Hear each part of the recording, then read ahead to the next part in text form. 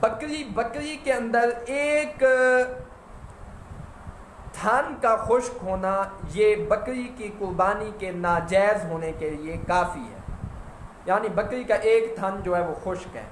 تو کیا اس صورت میں بکری کی قربانی جو ہے وہ ناجائز ہو جائے گی؟ جی ہاں بالکل، اس صورت میں بکری کی قربانی جو ہے وہ ناجائز ہو جائے گی. پہلے فقیر نے جو ہے اس کے متعلق ایک مسئلہ جو ہے وہ بیان کیا تھا کافی دیر پہلے ابھی سے، تو وہاں پر وہ مزید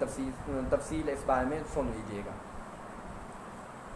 اور گائے اور بھینس ہے، اور گائے اور بھینس کے دو تھن جو ہیں وہ خشک ہیں، تو اس صورت میں قربانی گائے اور بھینس کی ناجائز ہوگی. ایک بات یاد رکھیے کہ دودھ کا نہ اترنا یہ اور بات ہے، تھنوں کا خشک ہونا یہ ایک اور بات ہے. تو یہ فرق اپنے ذہنوں میں رکھیے گا تاکہ مسائل میں خلط نہ ہو جائے. پہلے بیان ہوا تھا کہ ایسا جانور جس کا دودھ نہیں اترتا تو کیا اس کی قربانی جائز ہے، تو اس کے بارے میں بیان ہوا تھا ہاں بالکل اس کی قربانی جائز ہے. اب بیان ہو رہا ہے کہ ایسا جانور کہ جس کے تھن جو ہیں وہ خشک ہیں تو کیا ان کی قربانی جائز ہے یا ناجائز ہے، تو اس بارے میں اب بیان ہو رہا ہے. تو گائے اور بھینس ہیں، ان کے دو خشک تھن، تو ایسے گائے اور بھینس کی قربانی ناجائز ہوتی ہے.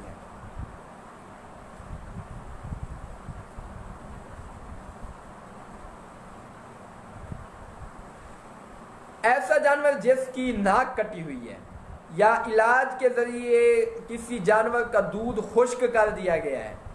اور خنثی جانور یعنی جس میں نر اور مادہ دونوں کی علامتیں ہیں، اور جلالہ جو صرف غلیظ کھاتا ہے، غلیظ چیزیں کھاتا ہے، اور جو پاک چیزیں ہوتی ہیں یعنی گوبر کھاتا ہے، گندگی کھاتا ہے، اور گھاس وغیرہ جو ہے وہ نہیں کھاتا، تو ان سب کی قربانی ناجائز ہے، بلکہ ان کی جگہ وہ جانور جو عیوب سے پاک ہیں ان کی قربانی کی جائے گی.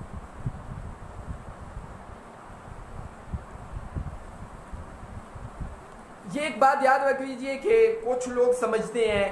یہ مسائل جی عوام الناس میں بیان کیوں کر رہا ہے تو یہ عوام الناس کو سمجھ نہیں آتے. یہ بات بالکل غلط ہے. عوام الناس کو یہ مسائل سمجھ آتے ہیں، ان کے اذہان بھی ہیں، جو سمجھتے ہیں لوگ دنیاوی معاملات کو، تو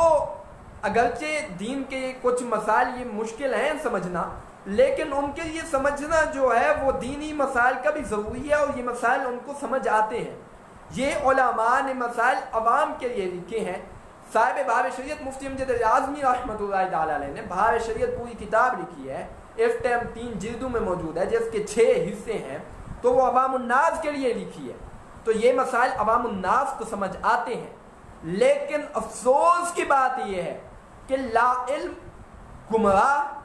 جاہل لوگوں نے عوام الناس کے ذہن کی سطح ہی یہاں تک کر دی ہے کہ اب ان کو ان مسائل کے سمجھنے میں اتنی تنگی محسوس ہوتی ہے کہ وہ ان مسائل کو سمجھنے کی کوشش ہی نہیں کرتے. تو یاد رکھیے کہ ان مسائل کو سمجھنے کی کوشش کریں گے تو انشاءاللہ عز و جل آپ کو ضرور سمجھ آئے گی. اور انشاءاللہ عز و جل جب تک فقیر کی زندگی ہے، عوام الناس کو ان جاہل لا علم گمراہ لوگوں کی راہوں سے ہٹانے کی کوشش کرے گا. اور یہ جو شریعت کے مسائل ہیں اور ساتھ میں جو عقائد حقہ اہل سنت والجماعہ ہیں، انشاءاللہ عز و جل وہ جیسے ہی عقائد ہیں اہل سنت والجماعہ کے، جس طرح فقہائے حنفیہ کے احکام ہیں، وہ سمجھانے کی فقیر کوشش کرتا رہے گا. تو اپنے ذہنوں کو کوشش کیجئے کہ ان کو اس سطح پر لے آئیے، سمجھنے کی دینی مسائل کو کوشش کیجئے. آپ کو جب اب فقیر سمجھا رہا ہے مسائل دینی ایک گفتگو کے ساتھ، وضاحت کے ساتھ، تو آپ سمجھنے کی کوشش کریں. یہ کہہ کر ٹال دینے کی کیا ضرورت ہے جی ہم تو یہ مسائل نہیں سمجھ سکتے، یہ تو علماء کا کام ہے. تو بھائی آپ نے جو جانور کی قربانی کرنی ہے، تو کیا آپ جانور کی قربانی یہ جو عیوب میں بیان کا وہ مثلا جن کے ساتھ قربانی نہیں ہو سکتی، آپ جانور کی قربانی کر دیتے ہیں تو آپ کی قربانی ہو جائے گی؟ بالکل واضح بات ہے نہیں ہوگی. نہیں ہوگا کہ ہمیں تو جی علم نہیں تھا ان مسائل کا تو ہم نے نہیں ہو گیا. تو آپ سیکھیں. آپ کو جب مسائل سکھائے جا رہے ہیں تو آپ نے سیکھے کیوں نہیں؟ آپ علماء اہل سنت والجماعت سے ان مسائل کا علم حاصل کیوں نہیں کرتے؟ آپ نے کیا ان جاہل لا علم خطیبوں کو صرف بلانا ہے کہ جنہوں نے کبھی اسلام کی الف کو بھی نہیں پڑھا؟ تو خدا کا خوف کیجئے. یہ مسائل آپ کو سمجھ آ سکتے ہیں، لیکن اپنے علمی سطح، اپنے ذہن کو جو ہے وہ بلند کرنے کی کوشش کیجیے، اور لا علم جاہل خطیبوں سے بچیے. جو علماء اہل سنت والجماعہ ہیں، جو علماء اہل سنت والجماعہ باعمل ہیں، خطیب ہیں، ان کو اپنی محافل میں بلائیے تاکہ وہ آپ کو صحیح طرح عقائد بھی سمجھیں اور ساتھ میں احکام بھی سمجھیں، مسائل بھی سمجھیں. یہ نہیں ہے کہ صرف آپ کے پیسے بٹورنے کے پیچھے جو لگے رہتے ہیں ایسے لا علم لوگوں کو آپ بلائیں. بات ہو رہی تھی جانور کے عیوب کی، جہاں جان کے کون سے عیوب ہیں جانوروں کے اندر جن کی وجہ سے جانوروں کی قربانی جائز نہیں ہوتی. بھیڑ یا دمبا، ان کی اون کاٹ لی جاتی ہے تو کیا ان کی قربانی جائز ہوگی؟ تو جی ہاں، بالکل ان کی قربانی اس صورت میں بھی جائز ہوگی، بھیڑ یا دمبے کی اون کاٹ لی جائے. البتہ اب یہ جو بھیڑ یا دمبے کی اون کاٹ لی گئی ہے تو ان اونوں کا کیا کیا جائے، کس کام میں لایا جائے، اس کا بیان انشاءاللہ عز و جل 5ویں درس کے اندر، اس کے بعد جو درس ہوگا اس کے اندر ہی شاید ہوگا. جی ہاں بالکل اسی کے اندر انشاءاللہ عز و جل ہوگا. ایسا جانور جس کا 1 پاؤں کاٹ لیا گیا ہے، کیا اس کی قربانی جائز ہے؟ خواہ وہ بکری ہو، بھینس ہو، گائے ہو، اونٹ ہو. تو بالکل نہیں، ایسے جانور کی قربانی جس کا 1 پاؤں کاٹ لیا گیا جائز نہیں ہوتی.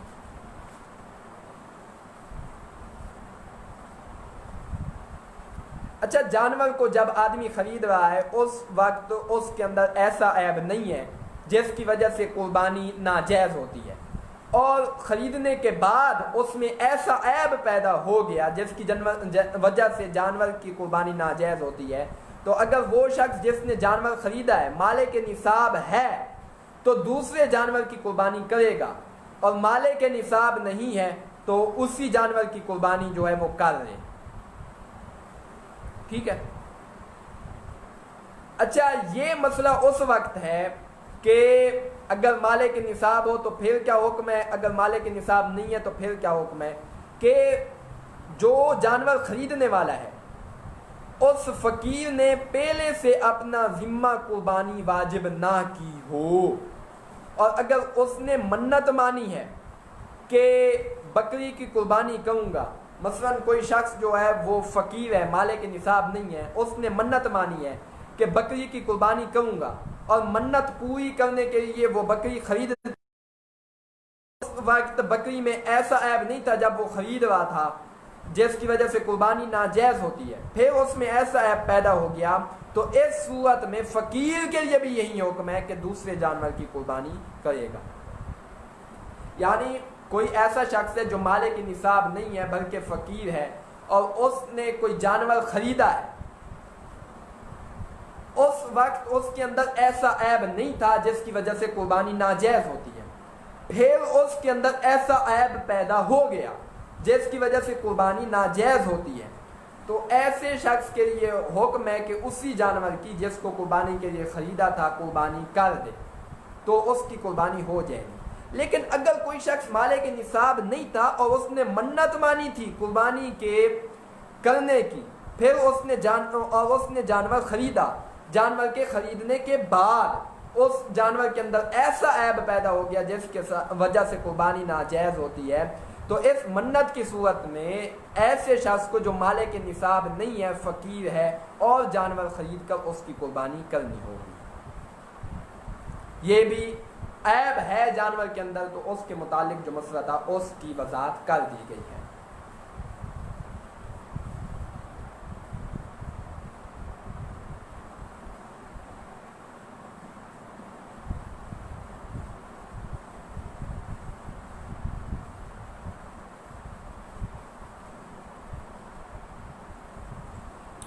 اچھا، کوئی شخص فقیر ہے، مالک نصاب نہیں ہے،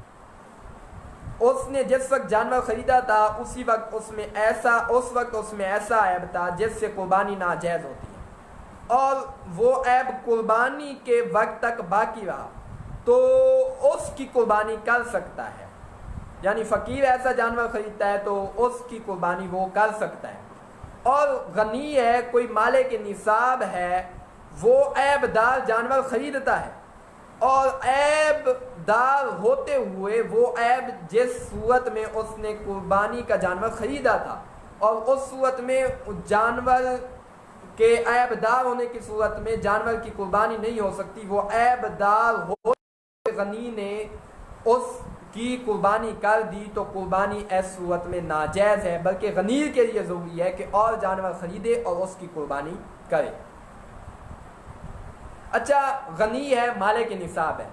اس نے عیبی جانور کو خریدا تھا اور بعد میں خریدنے کے بعد اس کا جو عیب تھا جس کی وجہ سے قربانی ناجائز تھی وہ ختم ہو گیا، تو غنی کے لیے ایسے جانور کی قربانی جائز ہے، جس طرح کہ فقیر کے لیے بھی ایسے جانور کی قربانی ناجائز ہے۔ اس کو اب مثال سے سمجھیے، کوئی جانور ایسا لاغر کمزور ہے کہ اس جانور کو جب خریدا تو وہ بہت زیادہ کمزور تھا جس کی وجہ سے قربانی نہیں ہو سکتی، اور جو خریدنے والا تھا وہ خواہ غنی تھا یا فقیر تھا، اس کے پاس جب وہ جانور ہو گیا آیا، وہ فلبہ ہو گیا، موٹا تازہ ہو گیا، صحت مند ہو گیا، تو غنی بھی ایسے جانور کی قربانی کر سکتا ہے، کیونکہ قربانی کے وقت جو عیب تھا جس کی وجہ سے قربانی نہیں ہو سکتی تھی وہ ختم ہو گیا، اور قربانی کے جانور کا عیب سے پاک ہونا ضروری ہے، خواہ پہ عیب ہو پڑا یا نہ ہو، تو اب عیب کیونکہ ختم ہو گیا تو اس وجہ سے قربانی جائز ہو جائے گی۔